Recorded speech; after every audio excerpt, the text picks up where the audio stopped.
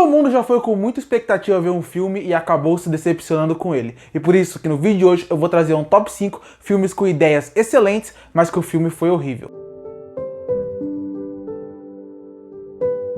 Uma das coisas mais frustrantes é quando você termina um filme e você sabe que ele não foi bom. Isso é frustrante porque você sabe que você gastou duas coisas muito importantes para você nesse tempo. Tempo e dinheiro. Mas agora, se isso já é uma sensação que acontece normalmente quando você vê qualquer filme, imagina quando você vê aquele filme que você tinha uma expectativa muito grande por causa do trailer, por causa da sinopse, e na hora que você foi ver o filme foi muito ruim. Aí é muito pior. E por isso que eu fiz uma lista com top 5 filmes que têm ideias fantásticas, mas que o filme foi muito ruim. Então vamos à lista.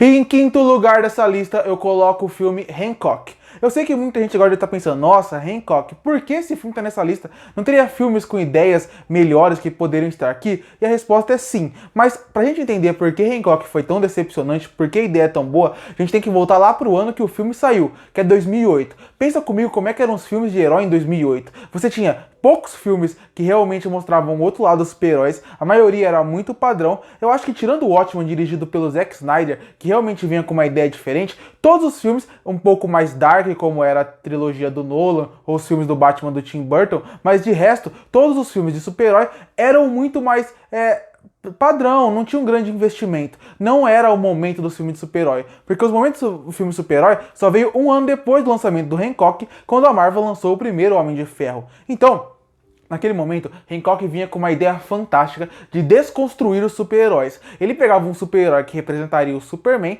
e ele seria mostrado de uma forma que ele é bêbado, que ele é desleixado, que ele não se importa com as pessoas, que ele já desistiu da vida. É como se mostrasse, e se o Superman tivesse fracassado no ponto de ser o Superman? Ou e se as pessoas que virou o Superman tivesse uma criação diferente? O Hancock vem com toda essa ideia e toda essa bagagem de uma forma interessante, que talvez, obviamente, se Hancock fosse lançado hoje, ele seria um filme genérico de super-herói, mas para aquele momento, em 2008, quando não tinha isso, era uma ideia revolucionária, que iria trazer uma desconstrução dos super-heróis e trazer algo completamente diferente para o gênero. E além de você ter uma ideia sensacional, você ainda tem um elenco fantástico. O seu protagonista é o Will Smith, que estava num dos maiores momentos da sua carreira. Você tem uma das grandes atrizes até hoje do cinema, vivendo uma outra protagonista, que é a Charlize Theron, e você ainda tem o Jason Bateman, que é um ator que é muito conhecido do meio.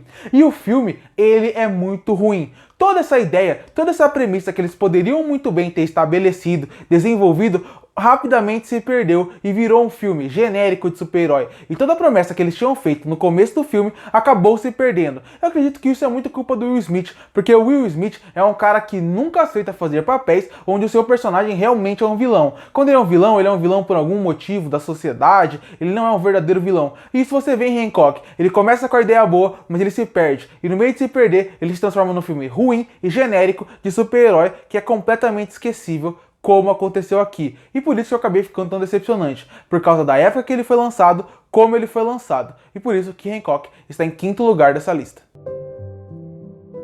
E em quarto lugar dessa lista eu coloco o filme The Purge, ou Uma Noite de Crime. Um filme que divide muita opinião do público. Tem gente que gosta muito do filme, acha que é uma franquia boa de terror. Tem gente que acha que é ruim, mas que mesmo assim se diverte vendo o filme. E tem pessoas que não gostam da franquia. Eu sou um cara que não gosta da franquia. Eu sei que é uma franquia que em questão de dinheiro ela fez muito sucesso. Afinal, esse ano lançou o quinto filme. São 5 filmes de Uma Noite de Crime. E além disso você ainda tem a série The Purge. Então é uma série que faz sim muito sucesso.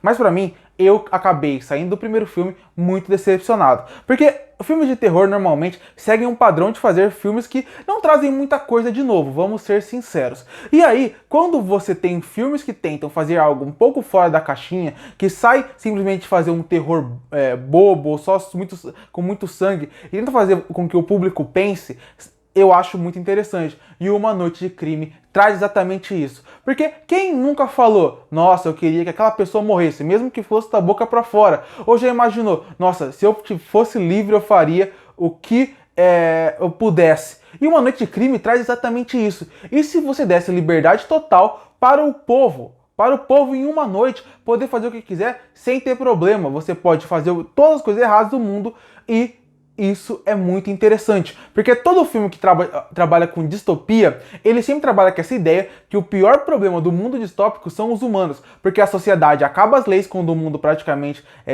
acaba perdendo todos os governos, como por exemplo num apocalipse zumbi ou numa invasão alienígena, e uma noite do crime pega essa ideia central e coloca, mas e se existisse realmente no mundo real? E é uma ideia fantástica, mas o filme não sabe trabalhar essa ideia fantástica. Eles trabalham o filme com uma premissa muito boa, mas quando você entra nele, ele se transforma simplesmente num filme de terror genérico, com pessoas tendo mortes, tendo poucas coisas relevantes, mostrando pouco das coisas que realmente poderiam importar, uma desigualdade social, mostrar uma ideia de como as pessoas são largadas quando eles não têm rédeas que a sociedade é necessária, como o governo e as coisas são realmente importantes para fazer com que a gente viva numa sociedade boa. Tudo isso poderia ser discutido no filme, mas tudo isso foi jogado de lado, simplesmente vai virar um filme com mortes que não são tão interessantes, personagens que não são tão interessantes e um potencial gigantesco que foi desperdiçado aqui.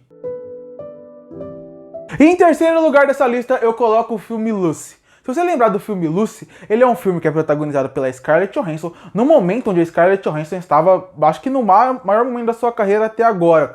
Ela é uma grande atriz, obviamente, ela já provou isso, mas naquele momento que lançou Lucy, ela estava fazendo muito sucesso por causa que a Marvel estava fazendo muito sucesso. Então quem estava meio que envolvido na Marvel naquele momento iria ser puxada para fazer filmes. E a Scarlett Johansson foi puxada para fazer um filme chamado Lucy. Eu lembro que quando o trailer desse filme saiu, uma das coisas que a internet mais comentava era sobre ele, pela interessante história que ele poderia apresentar ali, pelos conceitos que eles foram apresentados. Eu lembro até que ela foi comparada com obras muito grandes naquele momento, podendo ser uma grande nova obra. E o filme foi uma grande decepção. Lucy prometia que iria trazer, junto com a personagem da Scarlett Johansson, um filme que fosse de ação, mas ao mesmo tempo reflexivo e que trouxesse algo completamente novo. No fim, o filme fica o tempo inteiro focando em coisas que não funcionam muito bem, tanto a personagem da Lucy não funciona muito bem, o universo não é interessante, e mesmo assim, você sabe que vai ter uma virada final. Você sabe que o filme é construído, esse filme Lucy, para chegar num ponto onde tudo aquilo que você está vendo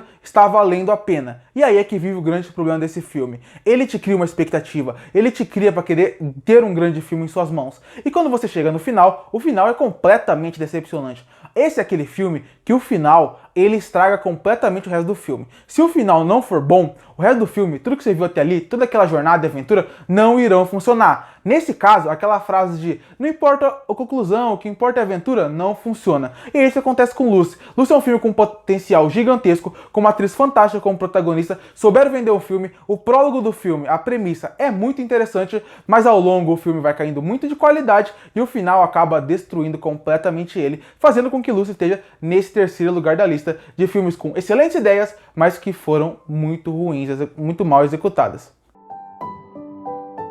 E em segundo lugar dessa lista, eu coloco o filme O Destino de Júpiter. Se você parar a pensar só na premissa de O Destino de Júpiter, talvez ele seja o filme dos 5 que eu vou falar aqui, que tem uma premissa que é a menos interessante. É uma premissa que vem de um cara de uma cidade alienígena que vem aqui para proteger a mulher que vai ser a líder daquela nova cultura ali. Tudo bem, a premissa em si, de O Destino de Júpiter, não é interessante. Mas era impossível você, na época que esse filme foi lançado, não ficar empolgado com o que ele poderia apresentar ali.